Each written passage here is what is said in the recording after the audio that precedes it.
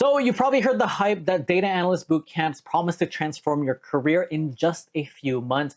But what they don't tell you is the unexpected cost that can derail your plans and leave you questioning whether or not it was all worth it. Today, we're gonna be talking about some of the hidden sides of bootcamps so that you can make the best decision for your future. Hey, I'm Jeff. I'm a business analyst consultant with over 15 years in data analytics.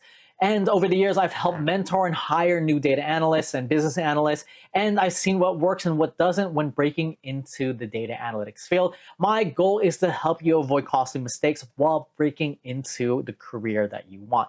Right now, the job market is tough, but I'm on a mission to help 10,000 people break into data analytics by sharing weekly and actionable insights to get you hired. So if you're serious about landing your first data job, hit that subscribe button now because I'm here to guide you every step of the way.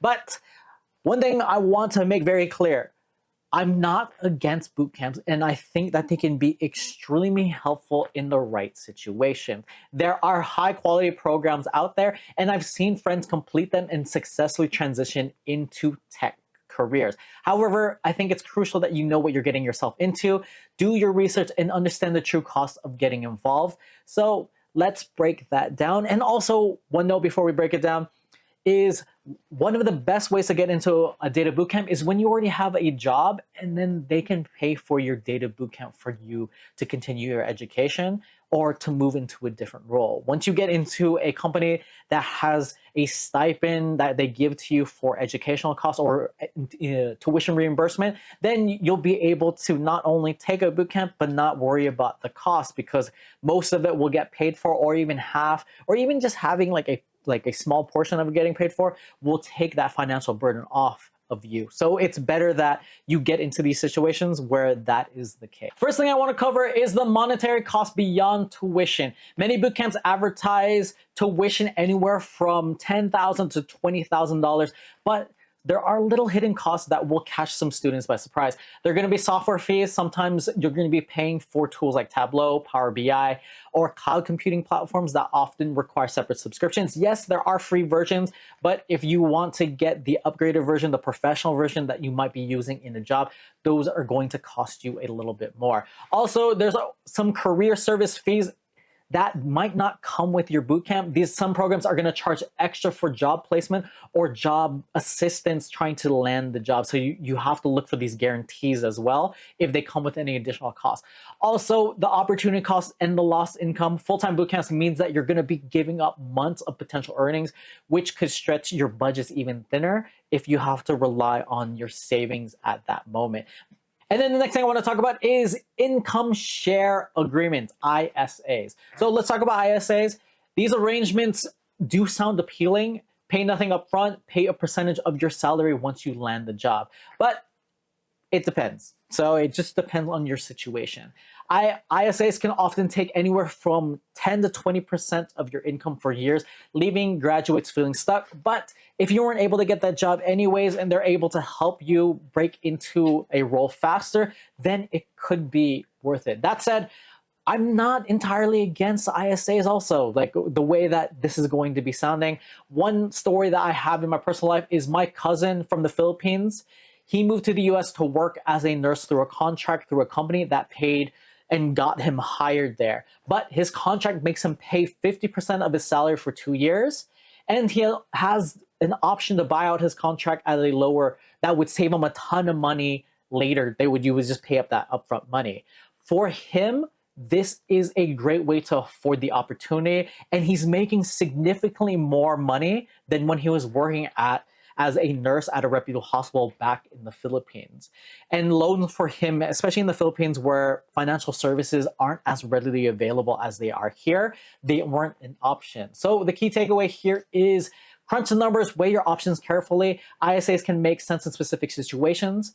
So if it makes sense and you're gonna be making significantly more money, and it's gonna be more money even with the percentage out, do it. But if it makes sense to get tuition reimbursement, financial aid, get hired by a company in a lower role, and then have them pay the tuition for it instead, do that. So it all depends on your scenarios, but crunch the numbers, do your due diligence before agreeing to some of these terms. Next, I'm going to talk about something that doesn't get talked about often. It's your time investment and your opportunity cost because of it. So boot camps are often going to condense months of material into a few weeks with workloads exceeding 60 to 80 hours per week. So you have to look at the different programs. There are programs that let you work full time and then are at night, but then you still have the opportunity cost of what you're giving up at night. So you need to know the trade-offs of what you're giving up. And if the program is too intense for you, this can lead to burnout. Grueling pace leaves little time for you for networking as well. So just make sure that you take the time to make the most of your opportunity. You're going to be paying tens of thousands of dollars potentially.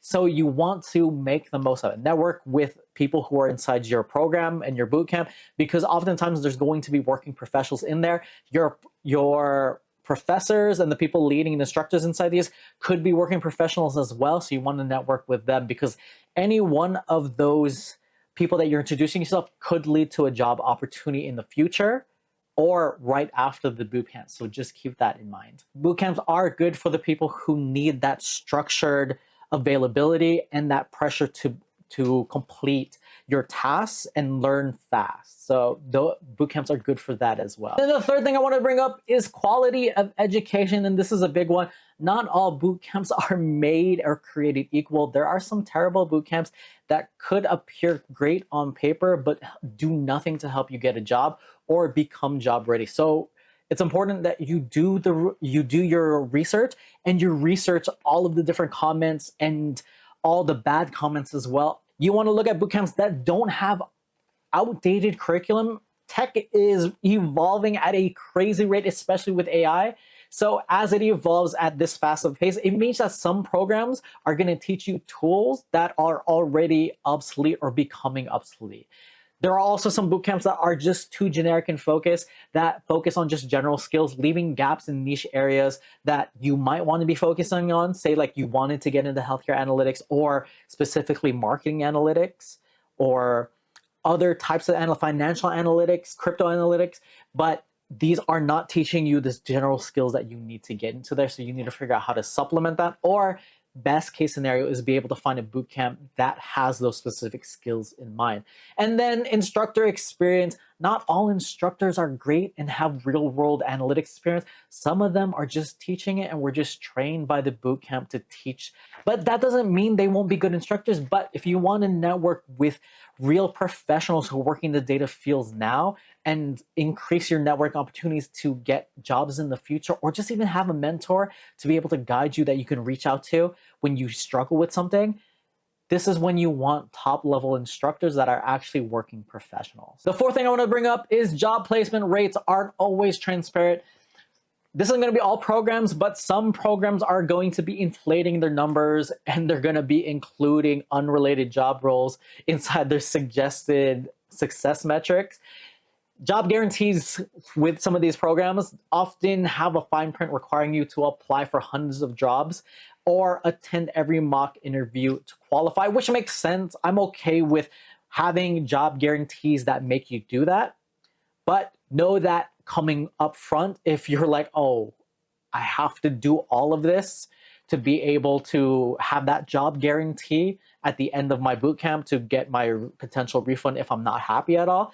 So look into the fine print of different programs that you're not falling into that, or you know what that fine print is, so that the job guarantee, like we guarantee jobs for people who complete all of this, and there's like 94% success rate. Understand what that guarantee is and what the requirements are and how strict they could be. And then also, one of the things that people don't consider too is that entry-level salaries of going into data analytics are much lower than what they're advertising on these averages on these websites, especially when you have no experience and you're transitioning into the job. You're just trying to get whatever experience and role that you can, so you can build up that your years of experience and your portfolio pieces to transition into a higher role later. And 5 is the emotional and mental cost and your mental health in general. Boot camps aren't for everyone. Boot camps are intense and the stress can take a toll, and different people react to it in different ways. For some people, juggling life responsibilities with a family and everything else, they don't want to take away that time from their kids who are growing up. So a demanding program might not be ideal and could leave students feeling drained. The other thing too that it can create is self-doubt in yourself. If you don't land a job right away, you might start doubting your skills or the program itself, and then it hinders your ability to move forward. So just knowing some of the stuff up front, that it is going to be hard. It's not going to be as easy as some of these programs advertise, and that you're going to still have to put significant work after completing these boot camps to get hired. This is just one of the requirements to get the base requirement of skill set and proficiency to be able to do the job. And then now it's being able to communicate it, being able to show it through your portfolio pieces, to be able to connect with different recruiters, hiring managers, and then finally get hired. So it's understanding that boot camps are just the first step in a bunch of steps of getting hired. And lastly, it's understanding 6 is the alternatives to boot camps. If you're on the fence, you can always consider some of these alternatives. If you're a self-starter and you don't need the boot camp to drive you in terms of learning, there are affordable certificates that you can take on a plethora, I said plethora, of different platforms out there. There's so many platforms out there with great programs.